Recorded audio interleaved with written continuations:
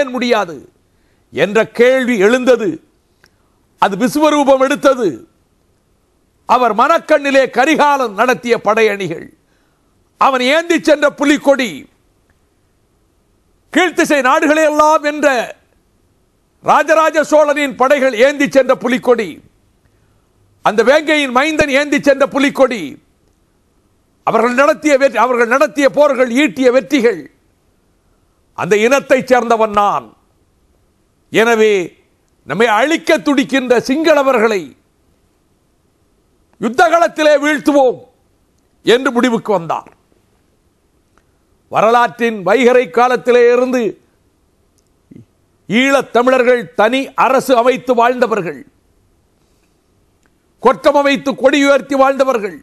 அவர்களுக்கென்று ஒரு நாடு, அவர்களுக்கென்று ஒரு சின்ன தேசம், அவர்களுக்கென்று ஒரு அரசு, இத்தனையும் கொண்டு வாழ்ந்தவர்கள் ஐரோப்பியர் வருகைக்கு பின்னர், போர்த்துகீசியர் காலெடுத்து வைத்ததற்கு பின்னர், டச்சுக்காரர் ஆதிக்கம் அதற்கு மேல் பரவியதற்கு பின்னர், ஏன் எங்கள் சாம்ராஜ்யத்திலே ஆதவன் அஸ்தமிப்பதில் என்று சொல்லிக் கொண்டிருந்த இங்கிலாந்து நாடு, ஆங்கிலேய சாம்ராஜ்யம் அங்கே கால் வைத்ததற்கு பின்னர், சுதந்திர தமிழீழம் தன்னுடைய உரிமை இழக்க நேரிட்டது.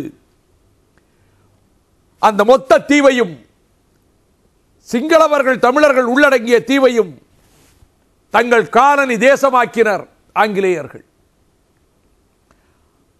மண்ணின் விடுதலைக்காக தமிழர்களும் போராடினார்கள்.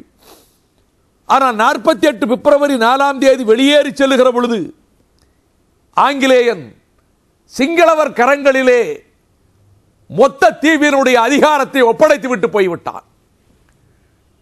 சம உரிமை உள்ள மனிதர்களாக நடத்தப்படுவோம், சம உரிமைகளை பெறுவோம், மானத்தோடும் உரிமையோடும் வாழ்வோம் என்று நம்பிய தமிழர்கள் ஏமாந்தார்கள். எடுத்தடுப்பில் 10 லட்சம் வம்சாவளி, இந்திய வம்சாவளி தமிழர்களினுடைய குடியுரிமையை பறித்தான் சிங்களவன். நாடாளுமன்றத்தில் பிரதிநிதித்துவத்தினுடைய, தமிழர் பிரதிநிதித்துவத்தினுடைய எண்ணிக்கையை குறைத்தான். நீங்கள் சமமானவர்கள் அல்ல, நீங்கள் இரண்டாம் தர குடிமக்கள் தமிழர்கள், நீங்கள் அடிமை முறிச்சீட்டு தந்து எங்களை ஆதிக்கத்துக்கு கீழே வாழ சபிக்கப்பட்டவர்கள் என்ற முறையிலேதான் சிங்கள மொழியின் ஆதிக்கத்தை கொண்டு வந்தார். சிங்களம் மட்டுமே ஆட்சி மொழி என்றார். தமிழர் வீட்டு பிள்ளைகள் அவர்கள் தரப்படுத்துதல் வரிசையிலே ஒரு சிங்கள மாணவனோடு அவன் சமமான மதிப்பெண் பெற்றிருந்தாலும் அவன் கல்விக்கூடங்களிலே, பள்ளிக்கூடங்களிலே, கலாசாலைகளிலே அவன் இடம்பெற முடியாது என்ற நிலையை கொண்டு வந்தான். வேலை வாய்ப்பிலே அவனுக்கு உரிமை இல்லை, அரசு துறைகளிலே அவனுக்கு இடமில்லை. இதையெல்லாம் தாண்டி தமிழர் பகுதிகள் தாக்கப்பட்டன, வழிபாட்டு தலங்கள் சூறையாடப்பட்டன, எங்கும் தமிழர்கள் மீது தாக்குதல் கட்டவிழ்த்து விடப்பட்டது. உரிமைக்காக போராடியவர்கள், சத்தியாகிரகம் செய்தவர்கள், அறப்போர் நடத்தியவர்கள் மீது அடக்குமுறை கட்டவிழ்த்து விடப்பட்டது. அந்த கொடுமை எதிர்த்துத்தான் ஆயுத போராட்டம் என்ற நிலைமைக்கு, தமிழர்கள் ஆயுதமேந்தி போராடினால் தான் தமிழனுடைய உரிமையை பெற முடியும் என்ற முடிவுக்கு சின்னஞ்சிறு வயதிலே பிரபாகரன் வந்தார். அவர் உருவாக்கிய இயக்கம் தான் விடுதலை புலிகள் இயக்கம். அந்த இயக்கம் அர்ப்பணிப்பு உணர்வுகளை கொண்ட வீரர்களை, வீராங்கனைகளை பெற்றது.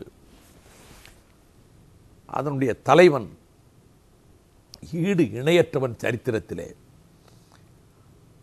போர்முனையிலும் சரி, போரை நடத்துவதிலும் சரி, தனிப்பட்ட ஒழுக்க வாழ்விலும் சரி, புரட்சிகளை நடத்திய எந்த தலைவனும் பிரபாகரனுக்கு ஈடாக மாட்டார்கள். அப்படிப்பட்ட விடுதலை புலிகளினுடைய ஈடற்ற தலைவர் பிரபாகரன் தனித்தமிழ் ஈழ அரசை அமைக்கக்கூடிய அத்தனை வலிமை பெற்றிருந்த நிலையில் சிங்களவர் பல தேசங்களிலே ஆயுதங்களை வாங்கி குவித்தும் கூட போர் முனையிலே விடுதலை புலிகளுக்கு ஈடு கொடுக்க முடியாமல் பின்வாங்கி ஓடினான். கொரில்லா போர் முறை வகுத்தார்கள். இந்த கொரில்லா போர் முறை உலகிலே பல விடுதலை இயக்கங்கள் நடத்திய போர் முறைகள் தான் என்றாலும் பிரபாகரன் அதிலும் கூட ஒரு தனித்துவமான தாக்குதல் முறைகள், தற்காப்பு போர் முறைகள் இவற்றை உருவாக்கினார். கிடைக்கின்ற பொருள்களை கொண்டு ஆயுதங்களை தயாரிக்கின்ற அந்த கலையிலும் வெற்றி பெற்றார்கள். உலகத்திலே விடுதலை இயக்கங்களுக்கு வேறு நாடுகள் ஆயுத உதவி செய்துதான், அது கீபாவினுடைய போராட்டமாக இருக்கட்டும், வியட்நாமினுடைய போராட்டமாக இருக்கட்டும், அந்த விடுதலை போர்கள் நடைபெற்ற இடங்களிலெல்லாம் பிற நாடுகள் ஆயுதங்களை அள்ளி கொடுத்து உதவி இருக்கின்றன அந்த புரட்சிகளை நடத்திய இயக்கங்களுக்கு. ஆனால் தமிழீழ விடுதலை புலிகளுக்கு அப்படிப்பட்ட எந்த உதவியும் கிடைத்தது இல்லை. மாறாக பல நாடுகளினுடைய உதவி சிங்களவனுக்கு கிடைத்தது. எனினும் எதிர்த்து நின்று களமாட முடியாத அளவுக்கு சிங்களவன் அடிபட்டு விரண்டு ஓடிய காலத்தில் தான் நிலைமை மாறியது. அதிலும் குறிப்பாக 1985 அந்த காலத்துக்கு பிறகு, ஏனென்றால் 83 ஒரு பெரும் இனப்படுகொலை நடைபெற்றது. அப்பொழுதுதான் வெளிக்கடை சிறைச்சாலையிலே தமிழர்கள் கொடூரமாக கொல்லப்பட்டார்கள். அந்த கொடூரமான படுகொலைகள் மனித சமுதாயத்தினுடைய மனச்சாட்சியை உலுக்குகின்ற வகையிலே அந்த பேர் அவலம் நிகழ்ந்தது. இதன் பின்னர் போர் முனையிலே விடுதலை புலிகள் இன்னமும் உக்கிரமமாக சிங்களவர்களை தாக்கக்கூடிய அளவுக்கு வலிமை பெற்றார்கள். தென்னாப்பிரிக்காவிலே இருந்து மிக வலிமையான ஆயுதங்களை வாங்கி ஜெயவர்தனை பயன்படுத்தி பார்த்தான். ஆனால் வடமராட்சியிலே அடிபட்டு ஓடினார்கள். நெல்லியடியிலே கரும்புலி மில்லர் நடத்திய தாக்குதலில் கிட்டத்தட்ட 1000க்கு மேற்பட்ட சிங்கள சிப்பாய்களினுடைய அவர்களினுடைய முகாம் சுக்குநூறாகியது. கொழும்பு நடுங்கியது. இந்த கட்டத்தில் இங்கே இந்திய நாட்டினுடைய அரசு பொறுப்பிலே இருந்த ராஜீவ்காந்தி போபஸ் பீரங்கி பேர ஊழலில் சிக்கிக் கொண்டார். சரியான சந்தர்ப்பம் இது என்று ஜெயவர்தனே வஞ்சக வலை வீசினார். நாம் ஒரு ஒப்பந்தத்தை நடத்திக் கொள்வோம் என்று சொன்னான், போட்டுக் கொள்வோம் என்று சொன்னான்.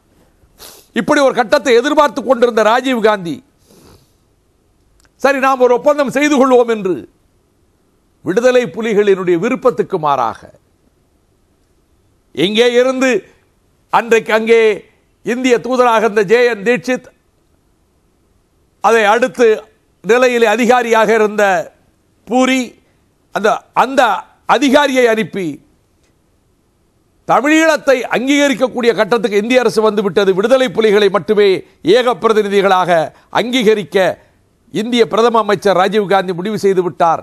நீங்கள் நேரடியாக வந்து பேச்சுவார்த்தை நடத்துங்கள், உங்களுக்கு சகல உதவிகளையும் உங்களுடைய போராட்டத்துக்கு இந்திய அரசு செய்ய தயாராக இருக்கிறது என்று அயோக்கியத்தனமான பொய்களை சொல்லி விடுதலை புலிகளுக்கு இப்படிப்பட்ட அபாண்டமான பொய்களை நம்பிக்கை வார்த்தைகளாக சொல்லி அழைத்து வந்து டெல்லி பட்டணத்து அசோகா ஹோட்டலிலே சிறை வைத்தார்கள் பிரபாகரன் அவர்களை. அந்த ஒப்பந்தம் திணிக்கப்பட்டது. அப்பொழுது பிரபாகரன் அவர்கள் கூறினார்கள், இந்த ஒப்பந்தத்தை நாங்கள் ஏற்காவிடினும் நாங்கள் இந்திய மக்களை நேசிக்கின்றோம். இந்த ஒப்பந்தத்தை சிங்கள இனவாத பூதம் விழுங்கப் போகிறது. ஒருபோதும் சிங்களவன் எங்களுக்கு எந்த அதிகாரமும் தரப்போவதில்லை. எனவே இந்த ஒப்பந்தம் நாங்கள் கட்டி எழுப்பி இருக்கக்கூடிய மகத்தான விடுதலை இயக்கத்தினுடைய லட்சியத்தை சிதைக்கக்கூடிய வகையிலே தான் அமைய போகிறது என்ற வகையிலே அதை எதிர்த்தார். ஆனாலும் கூட இந்திய அரசு, நாங்கள் இந்தியாவை நேசிக்கின்றோம், இந்திய அரசை எதிர்த்து நாங்கள் போராட நாங்கள் விரும்பவில்லை என்ற நிலையிலே தான் இந்த ஒப்பந்தம் அவர்கள் மீது திணிக்கப்பட்டது. ஆனால் அதற்கு முன்பு ஒவ்வொரு கட்டத்திலும் சிங்களவர்கள் தமிழரை எப்படி ஏமாற்றி வந்திருக்கிறார்கள் என்பதை இந்த நேரத்தில் புலம்பெயர்ந்த தமிழர்கள் மறந்துவிடக்கூடாது. கடந்த கால துரோகங்களை நீங்கள் உங்கள் மனதிலே நினைவிலே வைத்துக் கொள்ள வேண்டும். 57 ஒரு ஒப்பந்தம் போட்டானே சிங்களவன், என்ன ஆயிற்று? பண்டாரநாயக செல்வா ஒப்பந்தம் கிழித்தெறிந்து வீசினான் குப்பை தொட்டியிலே. அதற்கடுத்து 65 சேரநாயகா செல்வநாயக ஒப்பந்தம், தந்தை செல்வா ஒப்பந்தம் என்ன ஆயிற்று? அதை குப்பை தொட்டியிலே வீசி எறிந்தான். ஒவ்வொரு ஒப்பந்தத்துக்கும் ஏற்பட்ட கதி இதுதான். அதே போலத்தான் 87ஆம் ஆண்டு தமிழ் இனத்துக்கு, தமிழ் ஈழ மக்களுக்கு விரோதமாக வஞ்சகமாக இந்திய அரசும் இலங்கை அரசும் போட்ட அந்த ஒப்பந்தத்தில் வடக்கும் கிழக்கும் இணைக்கப்படும், தமிழர் தாயகம் இணைக்கப்படும் என்று சொன்னதற்கு மாறாக இதை எதிர்த்து நான் பிரச்சாரம் செய்வேன் என்று ஒப்பந்தத்திலே எழுதிய மை காய்வதற்குள்ளாக ஜெயவர்தனே கொழும்பிலே போய் சொன்னான். இதன் பின்னர் மிக முக்கியமான பிரச்சனை, என் தமிழீழ மக்களே,